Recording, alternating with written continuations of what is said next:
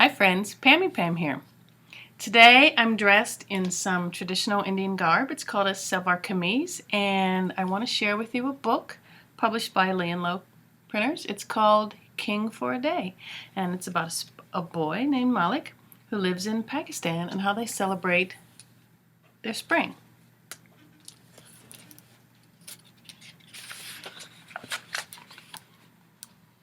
Basant is the most exciting day of the year. With feasts and music and parties, people celebrate the arrival of spring, and many will make their way to the rooftops of Lahore to test their skills in the kite-flying battles.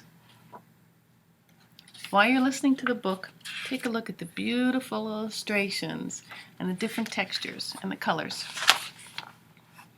I'm up early. My brother and sister arrive, still rubbing sleep from their eyes.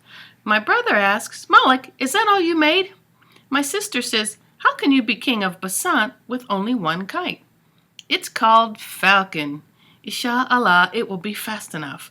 I send my brother many blocks downwind so he can catch the kites. I will set free."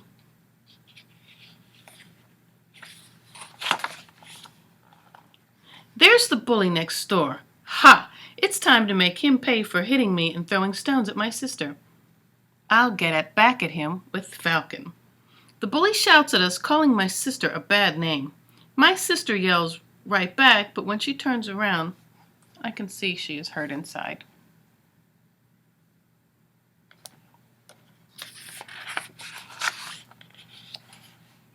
The breeze lifts the bully's huge kite. His kite is so big I nickname it Goliath.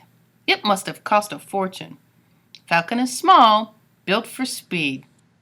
I let out enough of my special string for my sister to carry Falcon to the edge of the roof. "Don't step on the tail," I cry. "Don't rip them."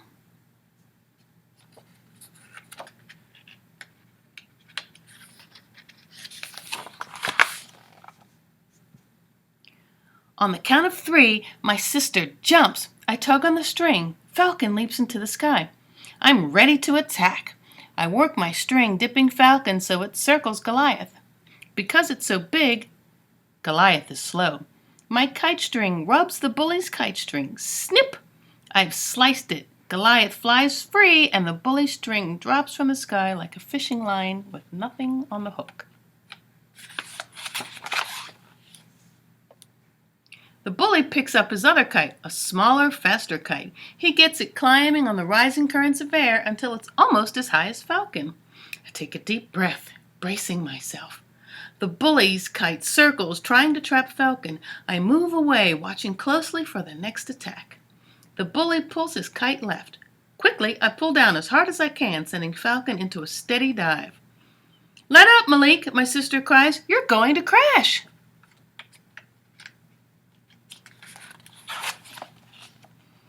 Just before Falcon hits the rooftop, I pull it up and around several times, snagging the bully's string so it cannot get free. I reel in the bully's kite so my sister can grab it. The bully's done. He has no more kites. He storms downstairs. I move on to other kites. It's easy for Falcon to pluck them from the sky as if it really is a bird of prey. Look at all these beautiful colors and the textures.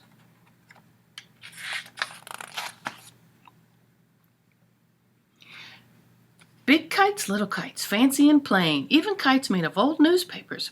Sometimes I catch them in groups, making wide circles around clusters of kites. Falcon slashes through their strings.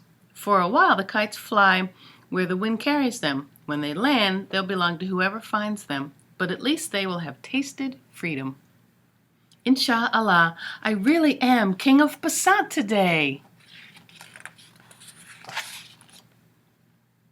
Throughout the day, my brother brings some of the kites I have freed up to the roof. Among them is Goliath. My sister stacks them in a pile. Sometimes loose kites float close enough for me to catch. Falcon tangles their strings and I draw them in. My sister catches some too. She uses a long bamboo pole topped with thorns. If I am king, she is queen of Basant. At the end of the day, we have a big pile of kites. I choose the two I want. Then my brother and sister get their pick. After they have chosen, they start back downstairs. My sister says, "Malik, you coming?" "Not yet." The sun is setting on a magnificent day. I want to stay up here to watch, to feel the cool breeze. I want to make my day last a little longer. Look at those beautiful colors.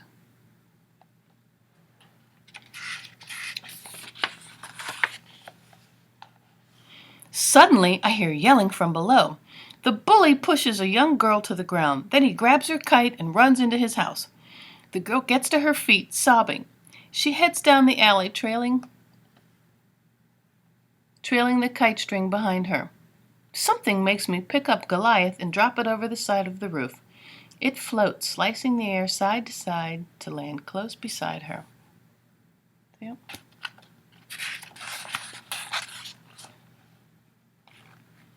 The crying stops. The girl picks up Goliath.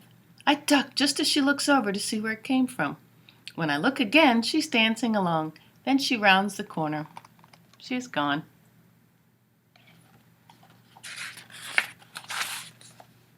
One by one, the stars come out till they shine down like a million jeweled kites. My day is done. I am no longer king of Basant. It's time to go downstairs and join my brother and sister. We have many stories to tell of Falcon's triumphs, and tomorrow I will start designing a new kite, an even better kite, for next Basant, when Inshallah, I will be king again.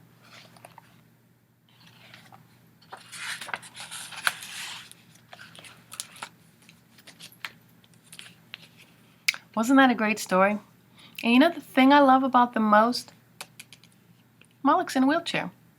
But it doesn't really make a difference, does it? He can still play, he still has fun. This is why I like Lee and Low.